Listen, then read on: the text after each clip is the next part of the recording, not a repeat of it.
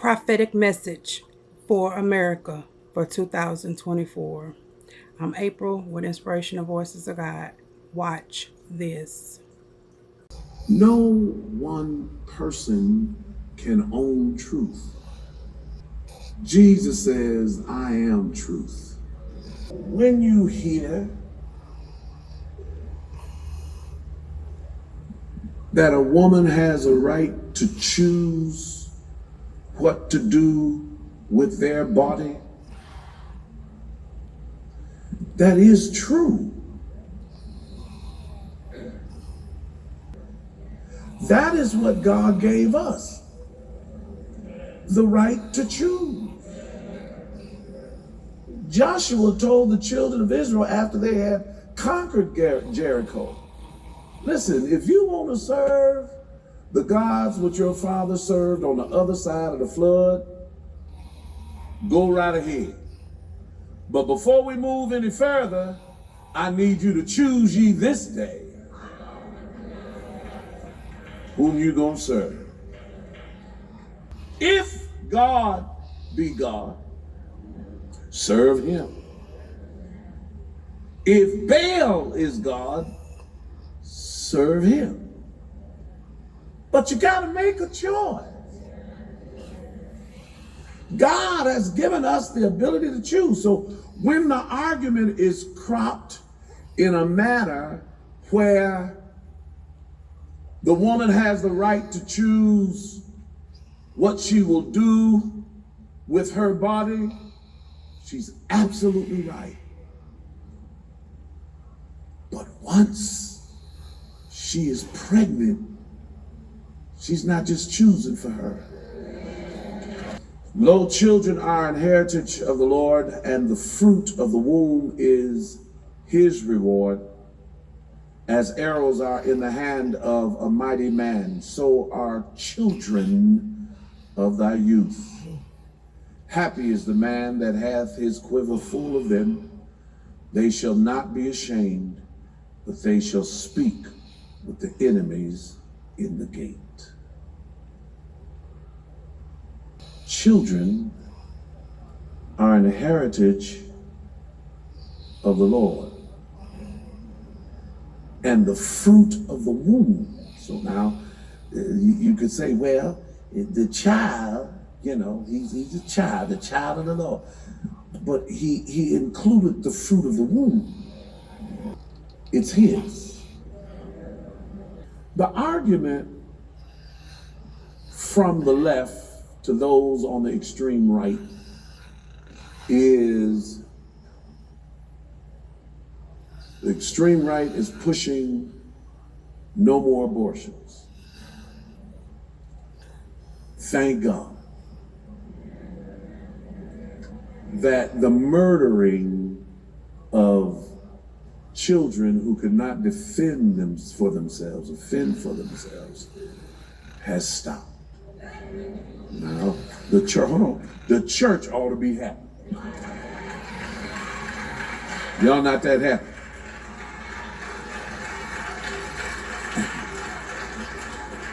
And that is what is so disheartening, is because what is in the world has seeped into the church, so that the church is not governed by the kingdom constitution,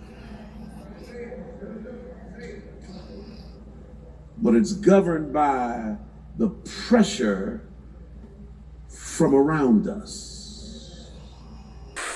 Romans, the 8th chapter,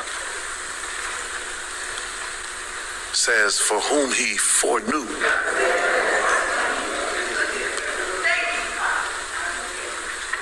he predestinated.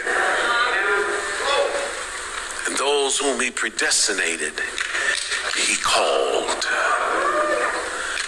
And those whom he called, he justified. And those whom he justified, he glorified. You don't end in the state of glorification without including the state of foreknowledge. And yet, in all of his brilliance, he never took away from you choice. So then, you have the ability to stop what God intended.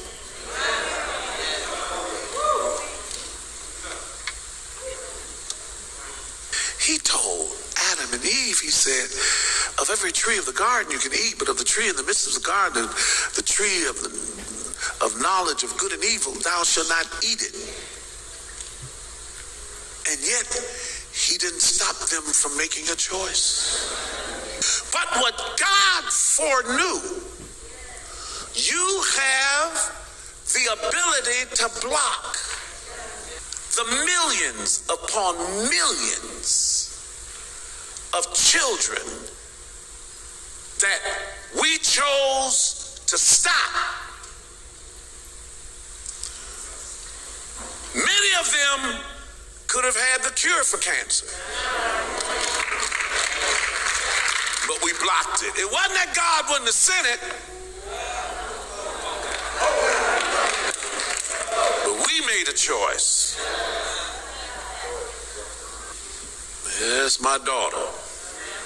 And she gave her testimony here in preaching. She said, abortion was my contraceptive.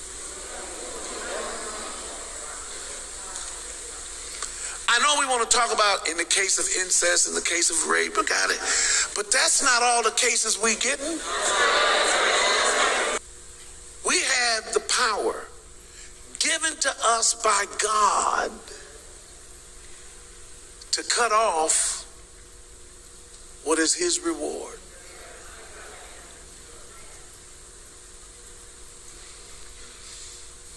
So now when it is overturned, we want to take to the streets saying we don't care about God, we want to have our way.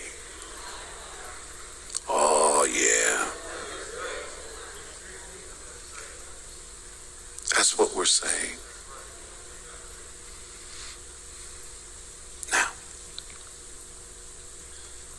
we had no idea of what God wanted to do with them. But he said that the children, they're a heritage of the Lord. And if we let it grow, he said those children are going to fight the enemy in the gate.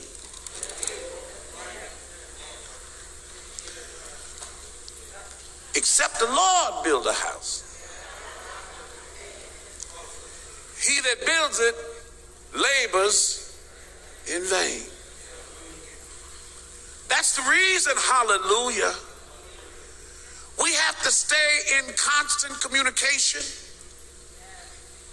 as to what God intends for that child to be. I suspect that since the Roe versus Wade has been overturned, we don't know who's going to be born now. I say that because it hits real personal. The mindset of America should not be how can we legally kill unborn babies, but how do we nurture and give life? Let's think about this. Why are there so many teenage, adolescent suicides? Because we decided life really isn't important. You cannot deny, challenge, and go against what God has said and think society is going to be just wonderful. When you disobey God, there is a judgment. There's a judgment, folk. We're living in a day where folk do not want the consequence of their actions. They want to do whenever, whatever, however, and not pay a penalty for disobedience. I close with this. There was a girl that was 16, around 15 years old, and she got pregnant. And I want you to understand that abortion is not new. The legalization of it is what's new. She had a choice.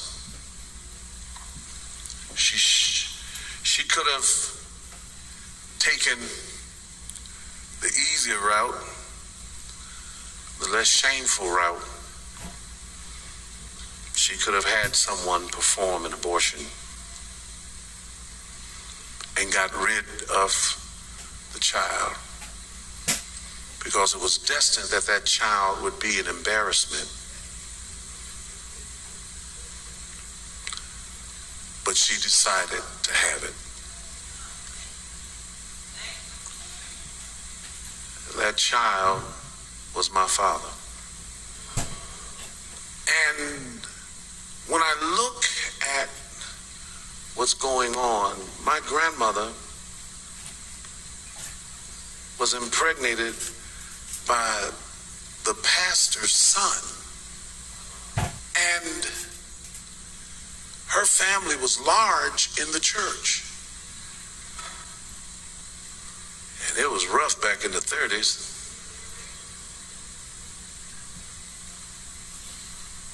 But she had it. And now the fruit of her womb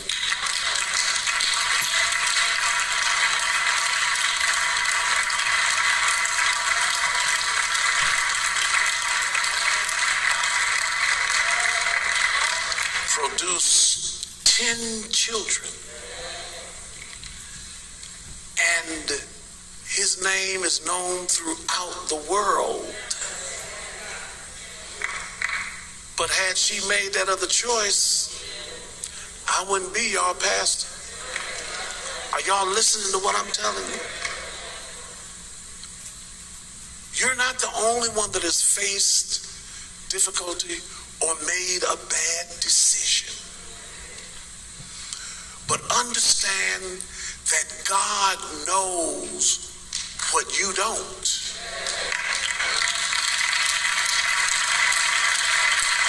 I know we have those that have a different opinion. What about in the case of rape? What about in the case of incest?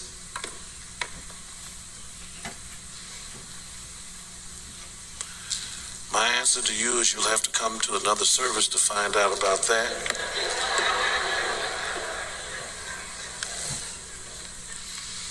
I want you to know there's an answer in the Word. I'm not, because of that decision to overturn the legality of killing children, there's an added blessing that comes with that. Now, the spirit of this lesson today is do not cut off what belongs to God. Can somebody say, don't give up, don't give up, don't give up yet.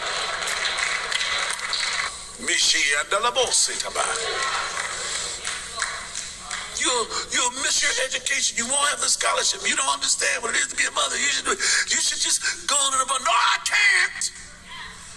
because I can't compound the problem.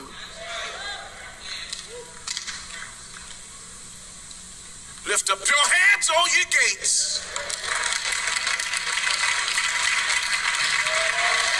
Be ye lifted up, ye everlasting door. And the King,